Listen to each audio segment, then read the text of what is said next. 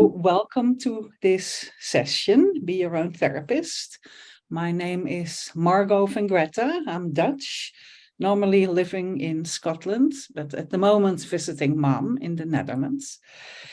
And we have a session, a 1 hour session, looking at how we can work with our own mind. And I'll say a bit more about that. Be your own therapist. I would like to start with a short meditation, a couple of minutes, just to bring ourselves present and also to build up our motivation.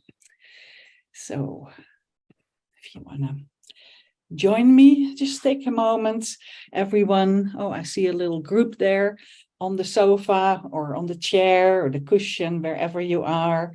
Just bring yourself present. Just feel how you sit on your seat, your sit bone on the seat, feet maybe on the floor or cross-legged or some other position. Notice your breathing.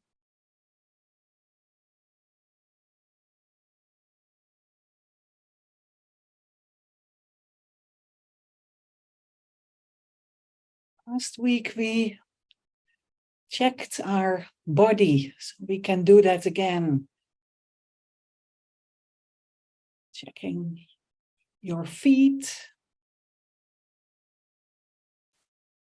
From your feet, bring your attention upwards to your lower legs, your knees,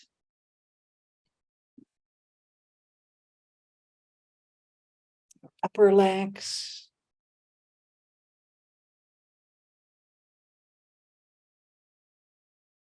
sit bones or pelvic area, the hips,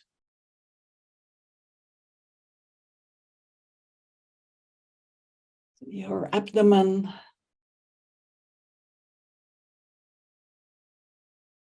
your back, your chest. You notice a little movement there caused by the breath. The belly or chest goes up and down a little bit. Just let it be whatever it is.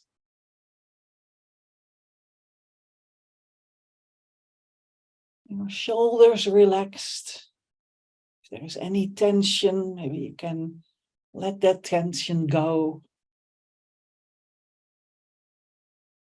Your arms relaxed, your hands, your neck,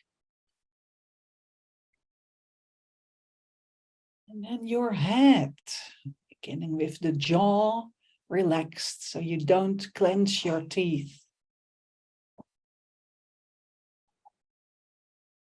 Your face relaxed, eyes relaxed, maybe a little bit closed, maybe a little bit open, as you like. Your ears relaxed, the back of your head relaxed, the top of your head.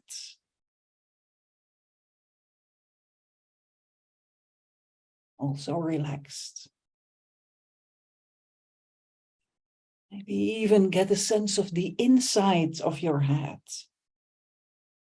And that be relaxed too.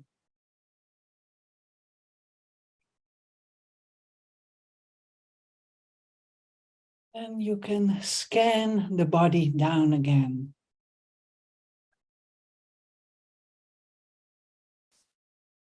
Down, all the way down.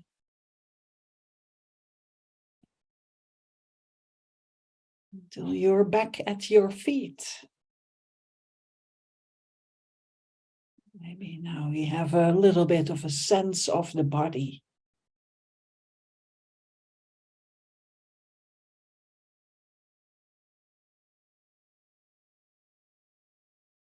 Just like we've checked the body, we can see, is it warm or cold? There are areas of tension or a bit of pain or discomfort. Maybe just feeling pleasant.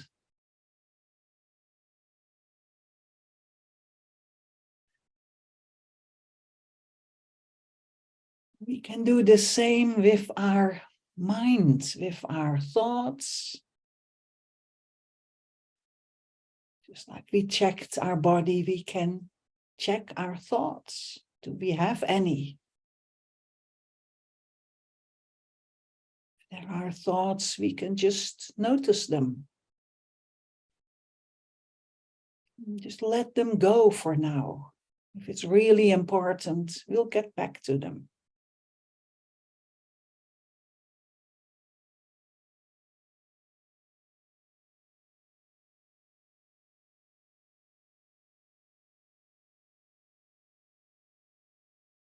They come and go, these thoughts. They often do. We need to let them go again and again.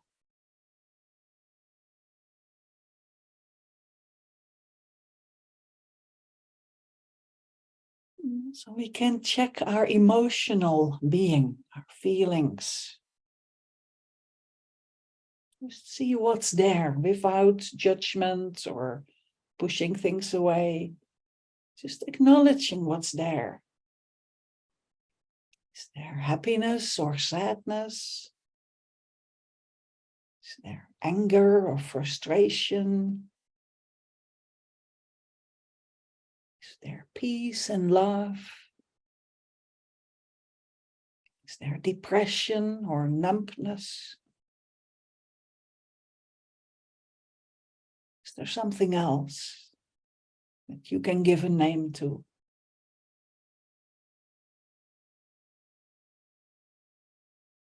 Again, whatever is there, just acknowledge it and notice it.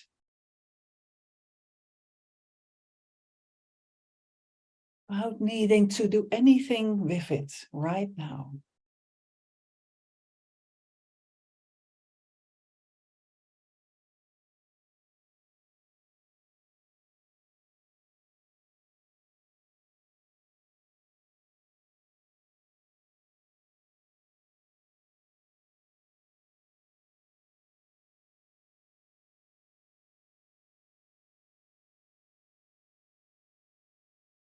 So then let's check our motivation for being here, for joining this session. What brought you here? What you hope to get out of it?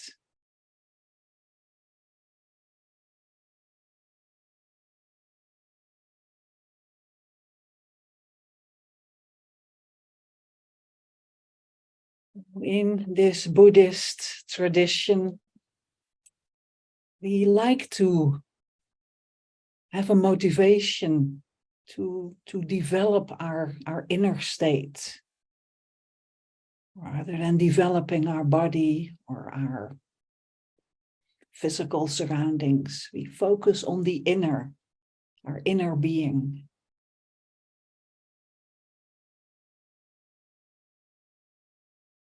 We becoming more peaceful, more happy, more satisfied, having less problems, and able to deal with our problems in a better way.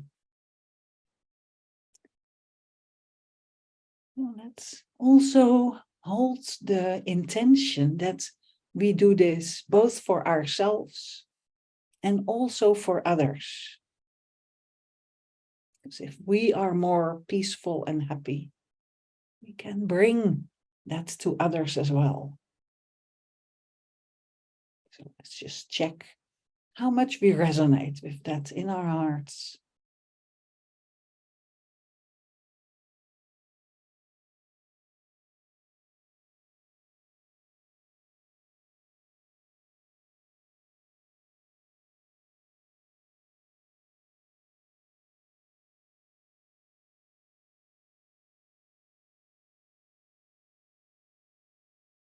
Let's bring back any of our attention back to the here and now, to our body. Breathe a little deeper. Maybe wriggle your toes or roll your shoulders, being back in the here and now. You may open your eyes again if you wish.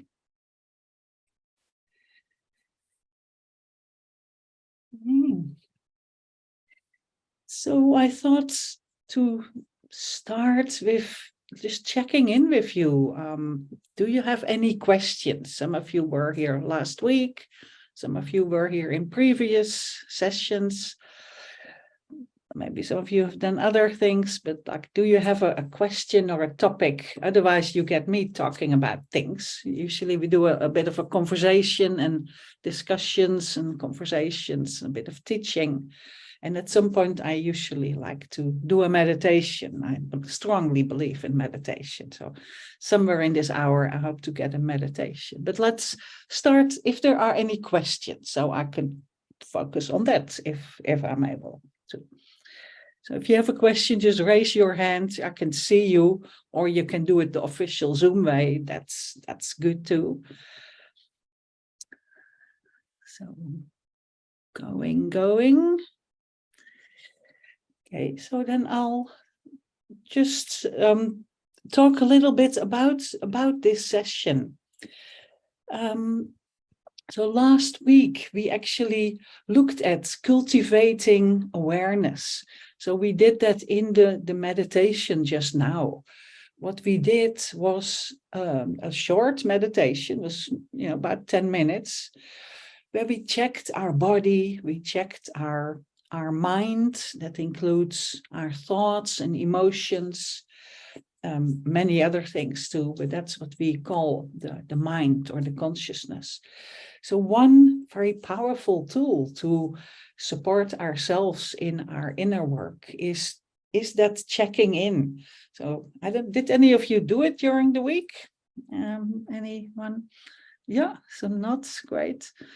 Because that is a practice that you can do at home every day, once a day or twice a day, or as much as you can.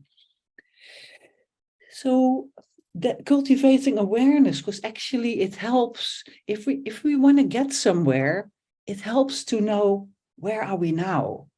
Like now I'm in the Netherlands. So if I want to go to let's say to New York, that's I have a sense of where to go.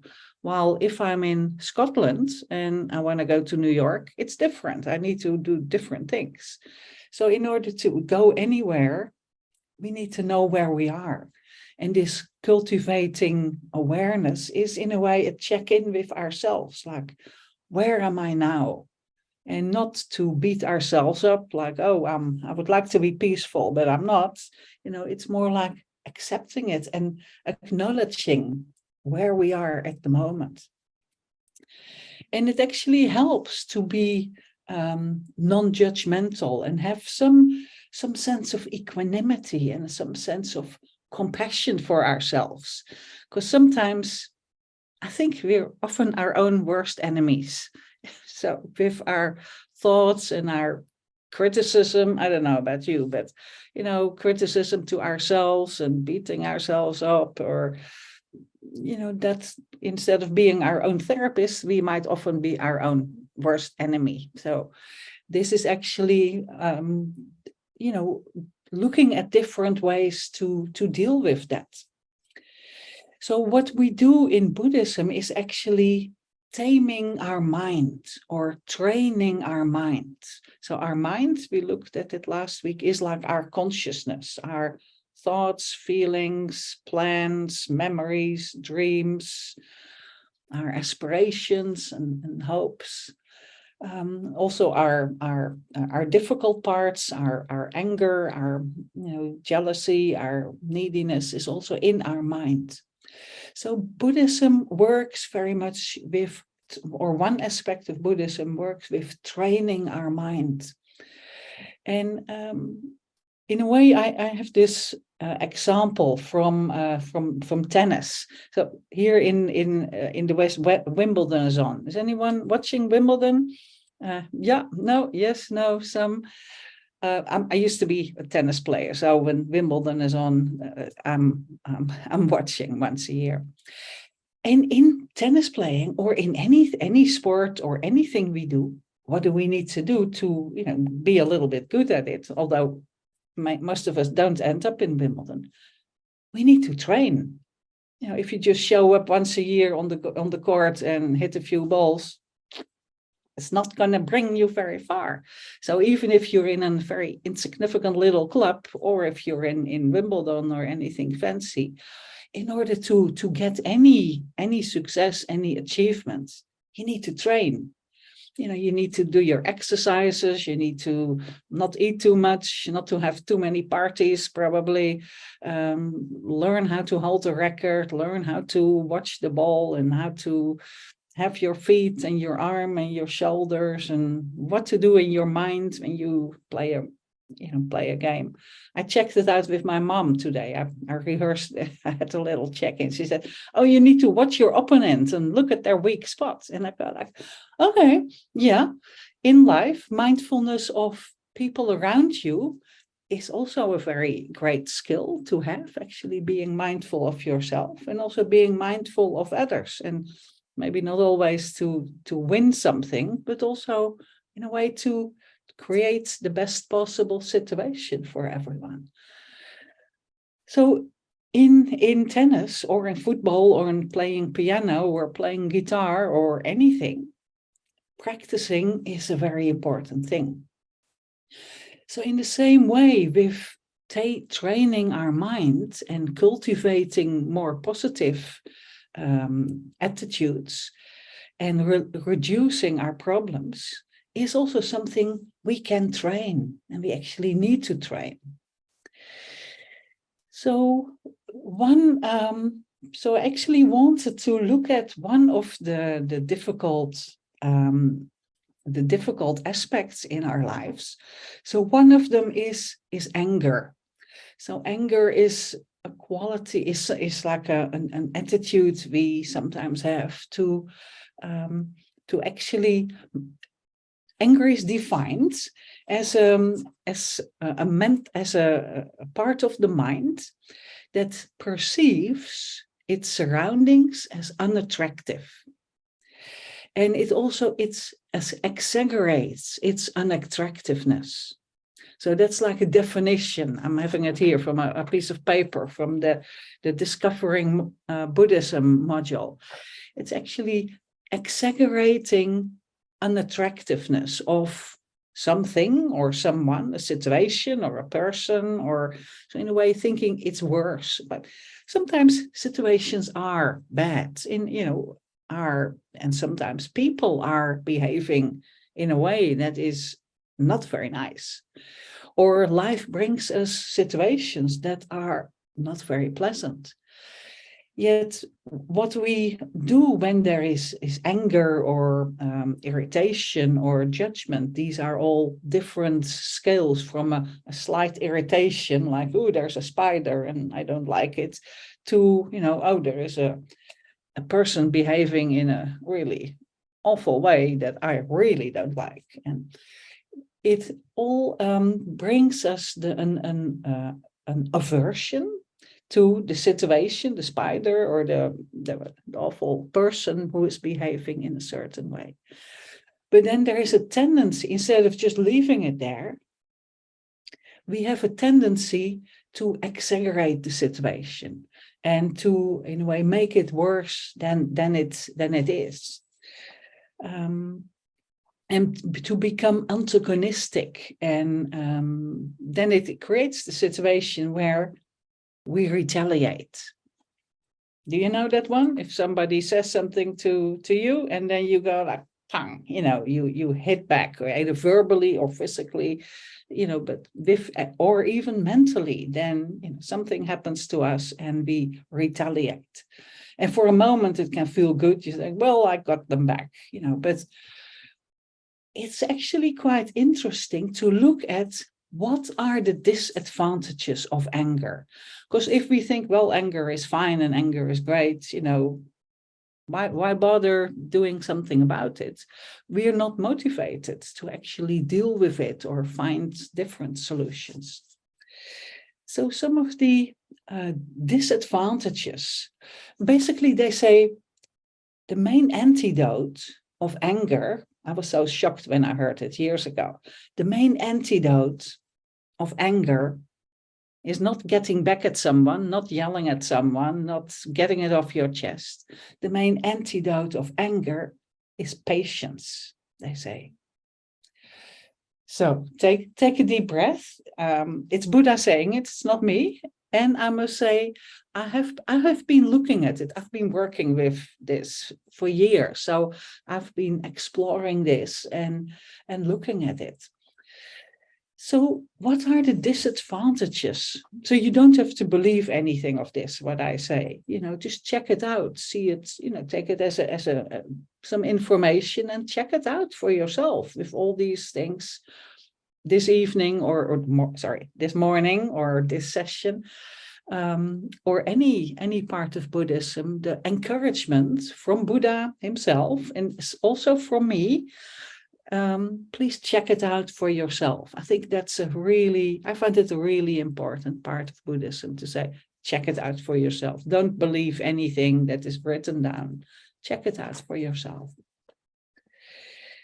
So they say a disadvantage of anger is that it harms us. It harms us mentally or even physically.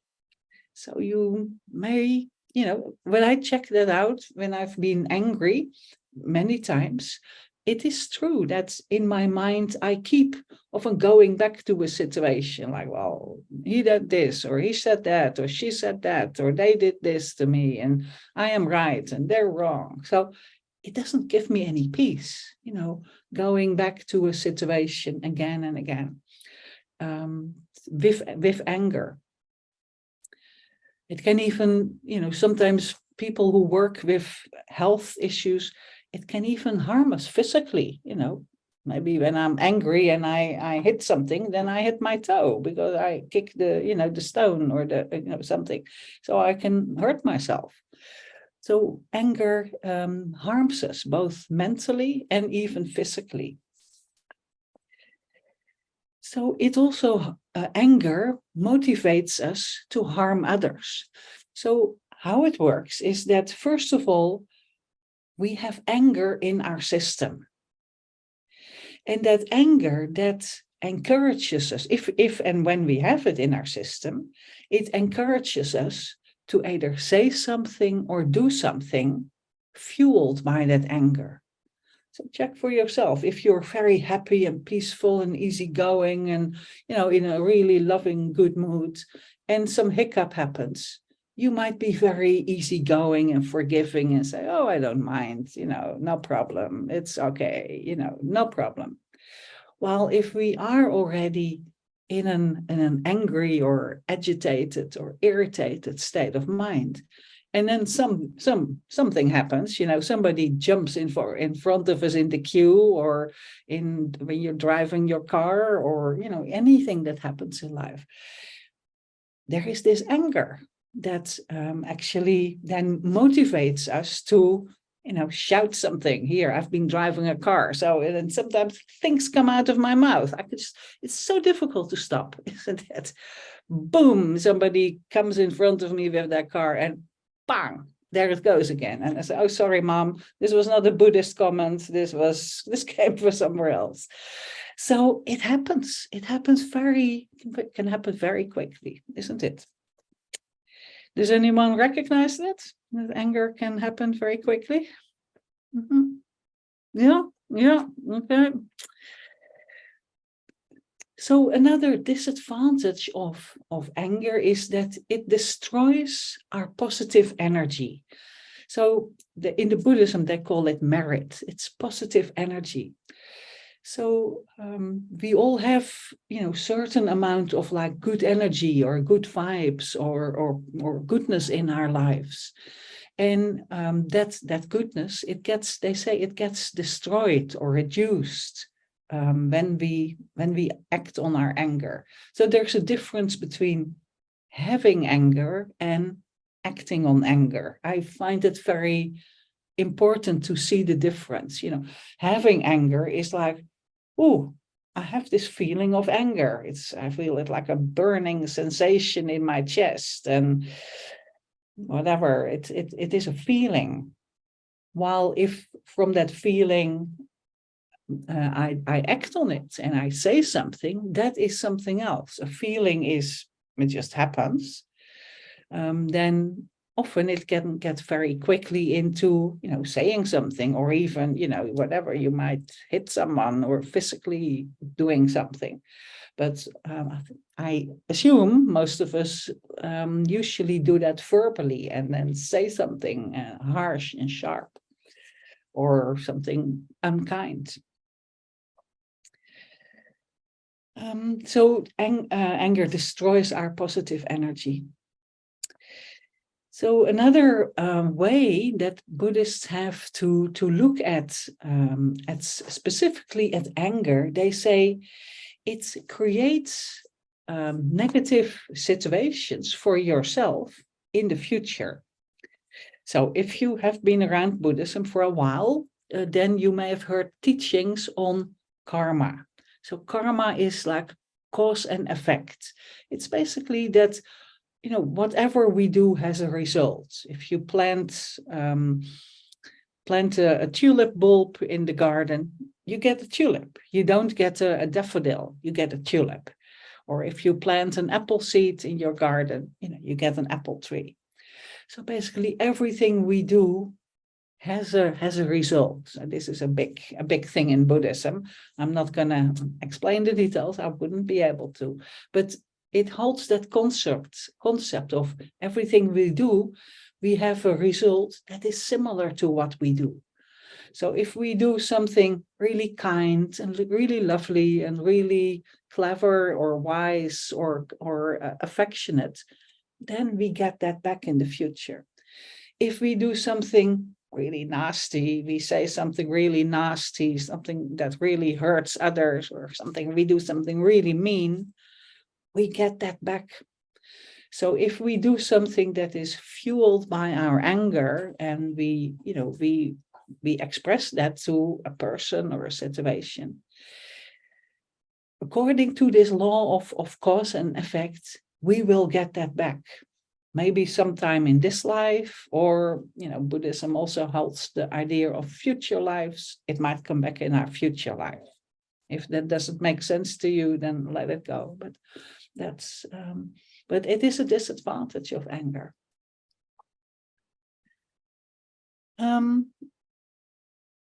Also, our anger can cause us to lose our friends, or our job, or our colleagues. So again, check, has that happened in your life? I mean, it has in mine. And, when I had a situation where I was really angry at someone years ago, and I just let it all out. And in the end, then I never saw the person again. So friendship was over. And so then later I heard Buddhism, you can lose your friends. And I go like, oh, that's what it was. Very painful. So it was very huge disadvantage of actually expressing anger, because that good friend was then gone. So again, check, has that happened to you in your life when you have expressed anger to a person? What did that do to the relationship?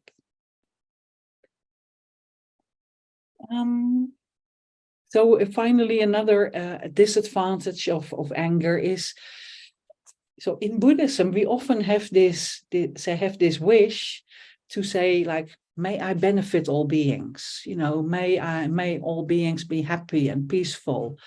A big part of Buddhism is the Mahayana tradition, where we actually want to do something good for others. Not we want to do things good for ourselves, but also very much good for others. Yet, if we are fueled by our anger, usually it's not so good for others, because others get the full hit of our anger. So if like from, whatever, 7 o'clock in the morning, we say, I want to benefit all beings and make them happy. But by 9 o'clock, we're yelling at someone. It doesn't add up. So it's a disadvantage. So I don't know. These are just some of the thoughts, and I'm aware it's not an easy thing to do, to actually work with it and deal with our anger. But I think it's a worthwhile project to actually practice patience. And being patient is not like being a doormat and being, whatever, harmed or abused or anything by anyone. You can do what you want because I'm not going to be angry. That is not patient. Patience is like a way, looking at different ways to deal with situations. I found instead of, expressing the anger, finding out different situations to deal with, different ways to deal with the injustice, the mistakes people make, the unfairness of life, the unfortunate things that happen to us. Sometimes I find it really inspiring to look at like life situations of people who, I'm thinking, for example, Nelson Mandela. I think he's just such an amazing example. I read his biography years ago. No, there he was in South Africa. There was apartheid. It was a very unjust system.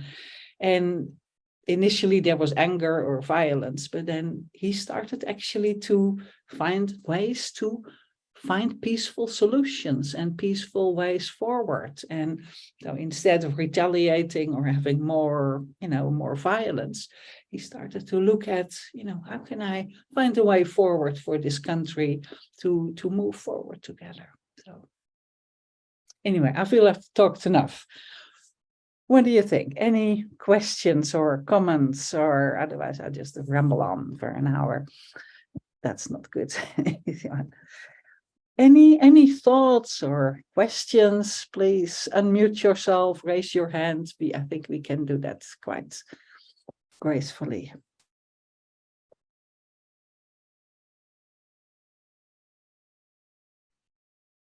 I just wanted to give some good news from last week that my grandson got let out of the hospital without them putting in a GI tube. So definitely grounds for gratitude. Oh, great. Oh, that's good. I'm so glad to hear that. Thank you for sharing. Thank you. Yeah. Beautiful. Thank you. It's great to hear. Hi, Margo. Hi there. Hi, Anna. Good to see you again. Hello. I'll just let my two nieces introduce themselves. So over here in the pink, hi, I'm Alicia, and then I'm Molly. And Molly. So we've been discussing this evening between ourselves, kind of like how you were explaining how you're feeling in one moment can kind of help determine the next. In some situations, anger, and another, positivity with good outcomes. So we were terming it manifestation, but in Buddhism we'd call it karma. Okay. So with the positive manifestation, does that work in the same way? I think so.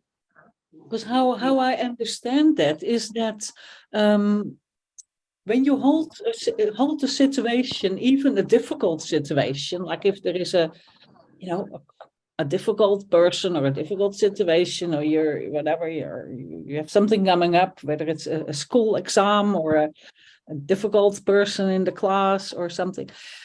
If you hold that in a way that person or that situation with a sense of loving kindness and with a sense of appreciation, like to give them the benefit of the doubt, instead of saying, oh, I'm sure they're going to be awful, I'm sure it's going to be nasty, I'm sure that it's going to be all terrible.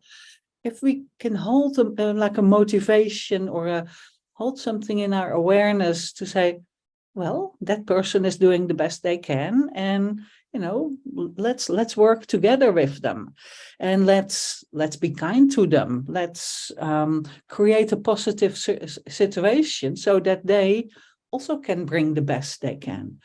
So I don't know if that makes sense, but I certainly, whether that's manifestation or basically creating the karma, creating the good cause, if we are sort of kind and positive and helpful towards this other person, the chances are there is a bigger chance that they will be kind or positive or helpful to us.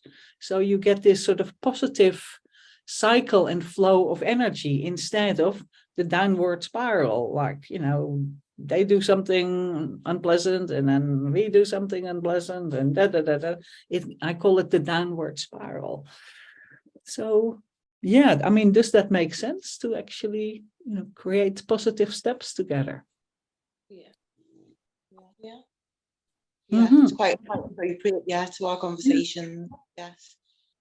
And also sometimes I think, well, it sometimes it helps me to think, well, each person does the best they can. And maybe sometimes they do behave in a very unpleasant way, because that happens.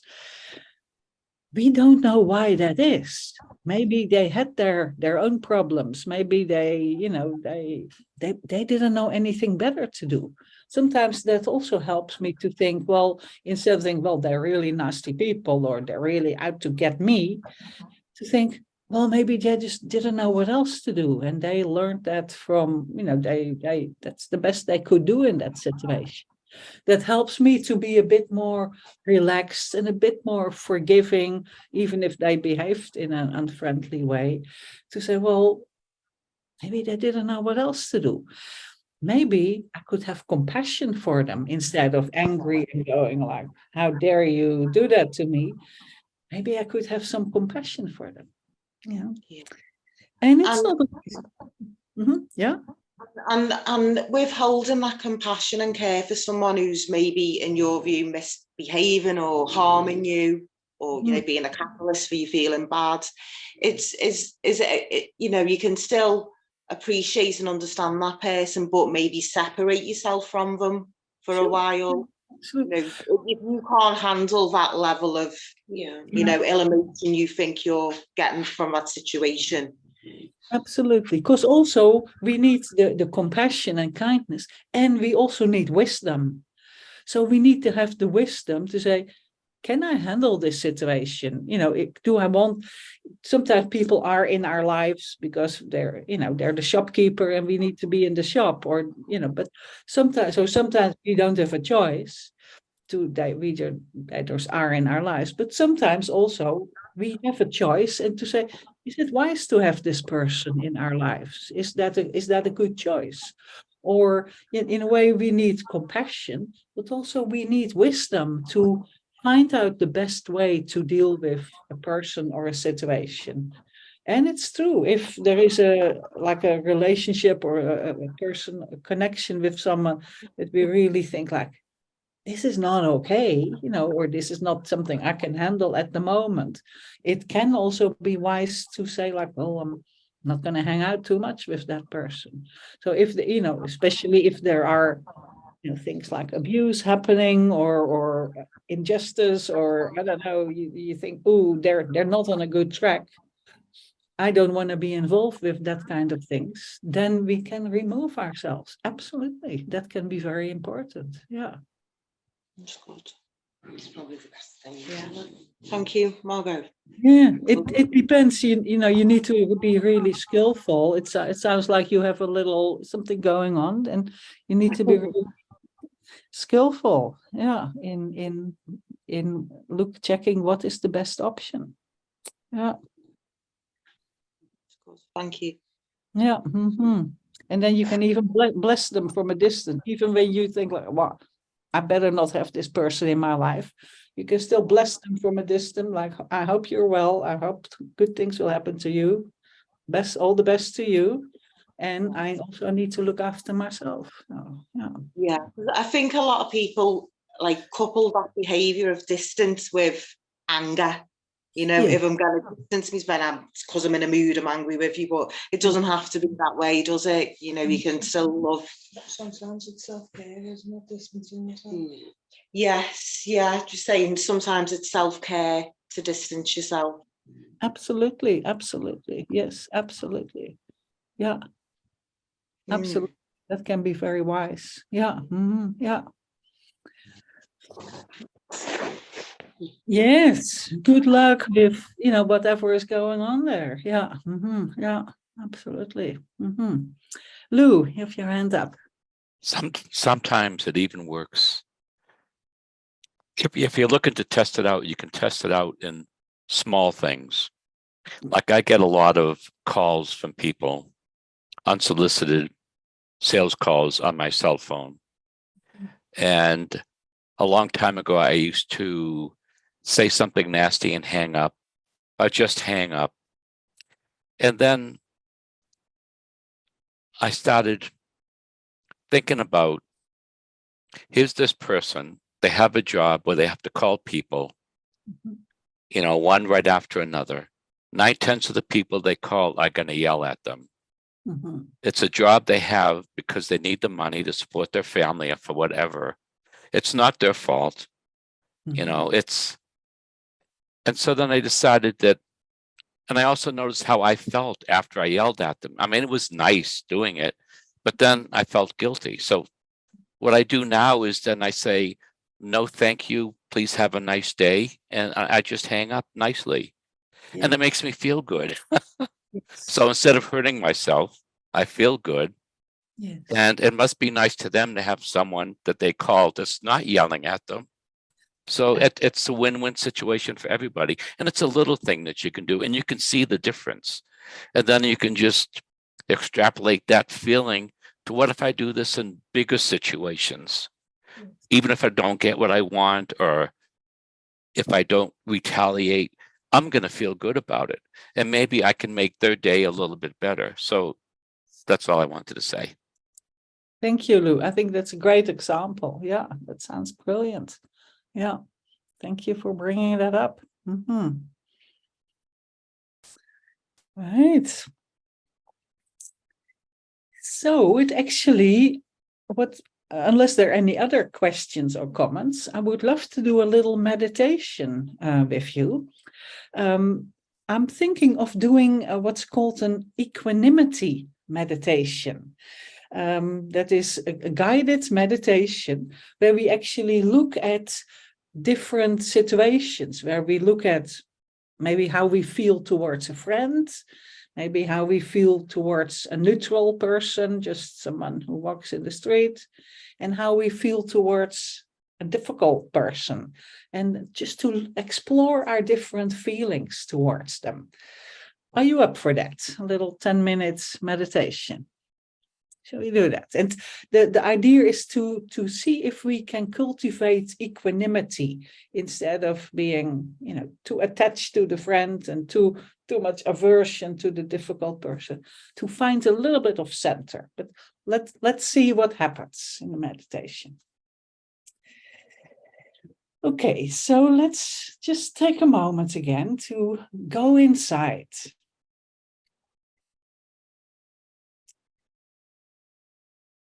And connect with your body, with your sit bones on the seat. Letting go a bit of all the words and conversations.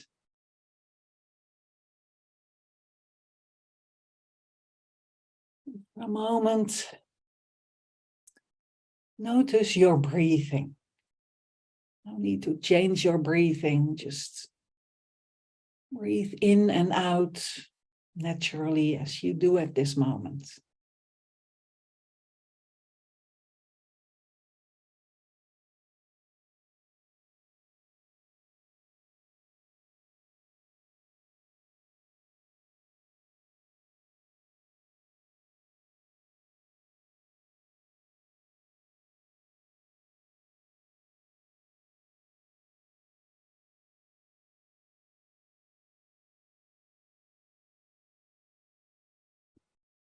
So then we do this little It's called an analytical meditation, where we check things out. We explore a bit, we think a bit, and then we meditate and reflect a bit more deeply. So I invite you to bring to mind a person you currently like. Maybe a friend or family member you feel good about at the moment. Maybe someone who has helped you or is helping you.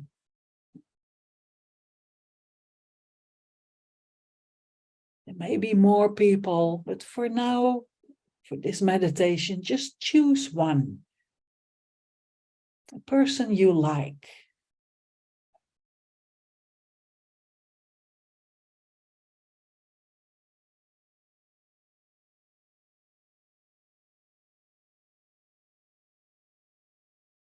You can imagine them in the space in front of you. You remember how they look like, how their face looks like.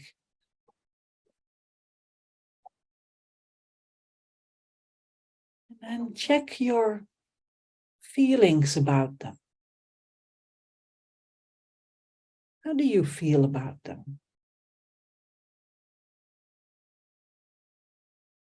There is some feelings of kindness towards them. Maybe some gratitude. Maybe some compassion. Maybe some warm feelings towards them.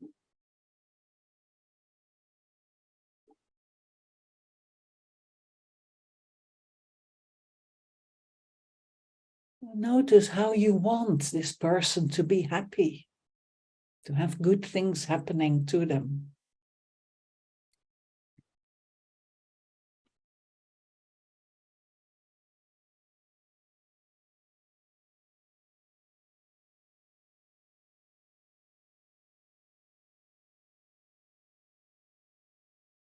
So notice how this person has not always been your friend.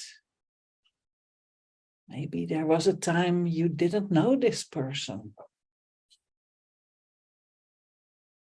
It was probably a time this person was a stranger. You didn't know them at all.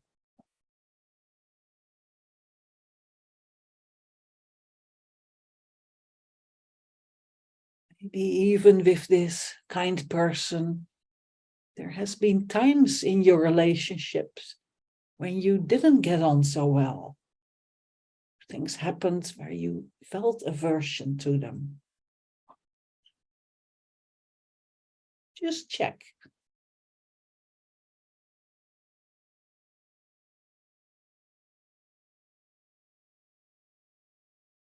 Now I invite you to take another person in your mind. A person you find really difficult at the moment. Maybe someone who has hurt you, upset you, did something really mean.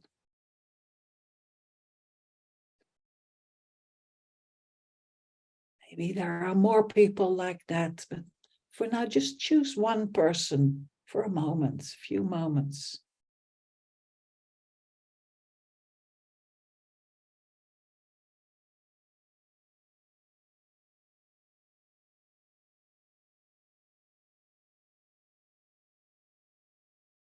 Notice your feelings towards this person. Maybe feeling hurt, maybe feeling angry, be disappointed. Just notice. Maybe there's fear. Again, just for a moment, notice what that is.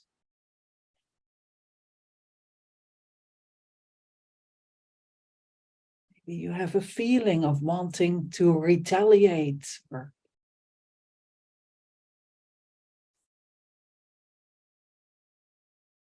not wishing them well. Again, just be honest and notice.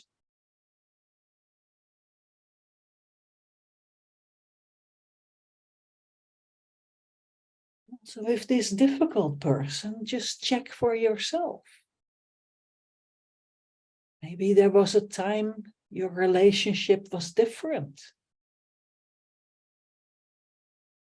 Maybe there was a time when they were a friend of yours.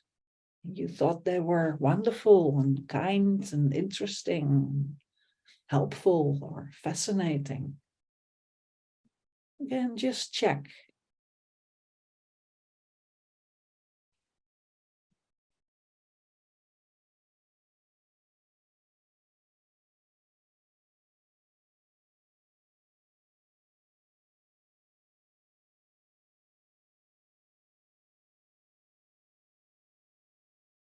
And then finally, I invite you to imagine or bring to mind a person you hardly know. Maybe just someone you saw in the street or in a shop or somewhere. You maybe don't know their name, you don't have a strong liking towards them, maybe no strong disliking. Maybe you're quite neutral towards them.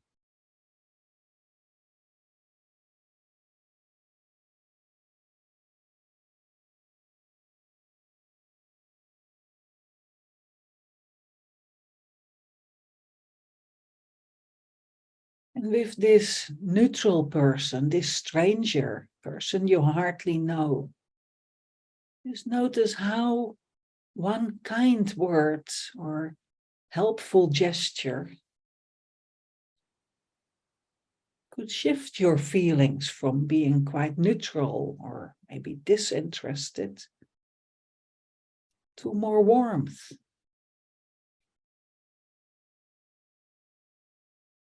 Or if this stranger would do something unpleasant, say something unpleasant, they could turn into a difficult person or an enemy.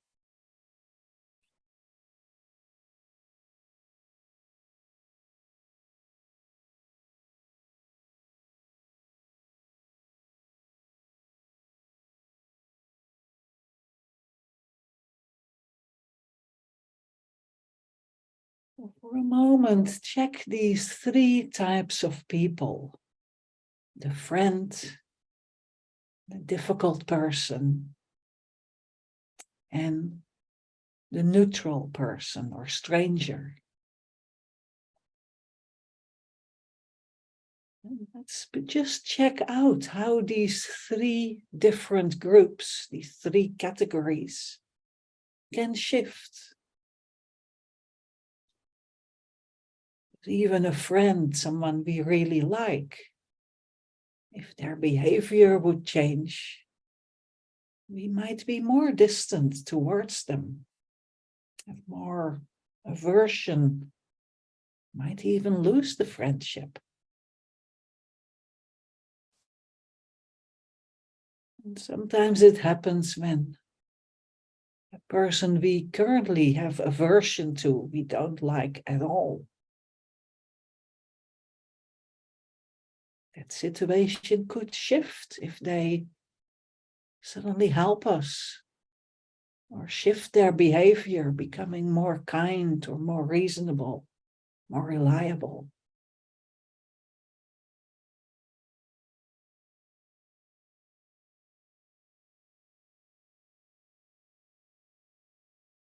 And the neutral person, the stranger, could turn out to be either a friend or a difficult person.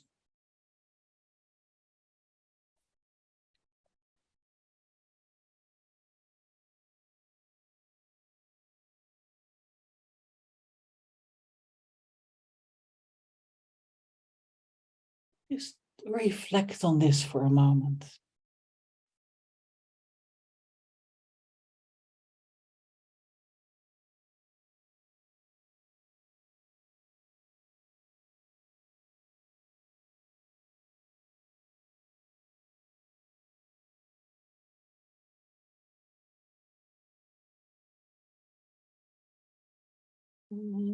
we can see that these three categories of friend, difficult person, stranger, they're not as solid as we maybe first thought they were.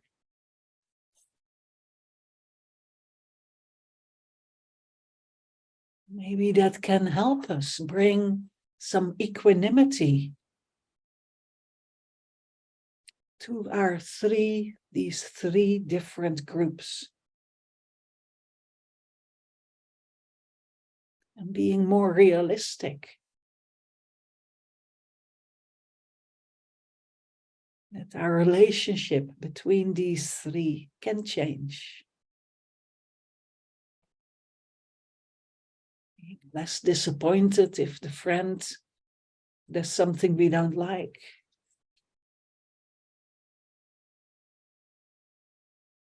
Being open to the possibility the difficult person might change and become more friendly.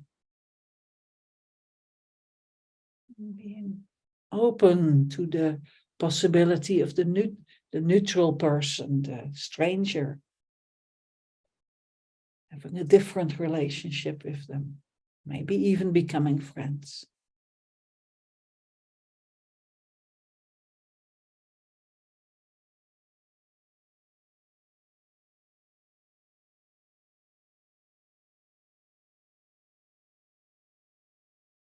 Let's just take any wisdom we have from this meditation. Take that with us. May this be of benefit to our own lives. May it help us deal with the people in our lives.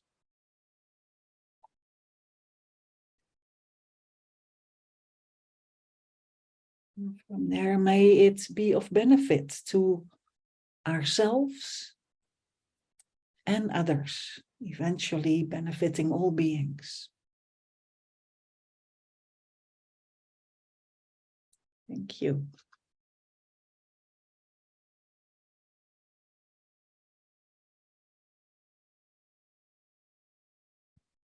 Okay, so I'm noticing we're almost out of time. I don't know, maybe one or two comments from someone, like, was this helpful? Was this something you could use?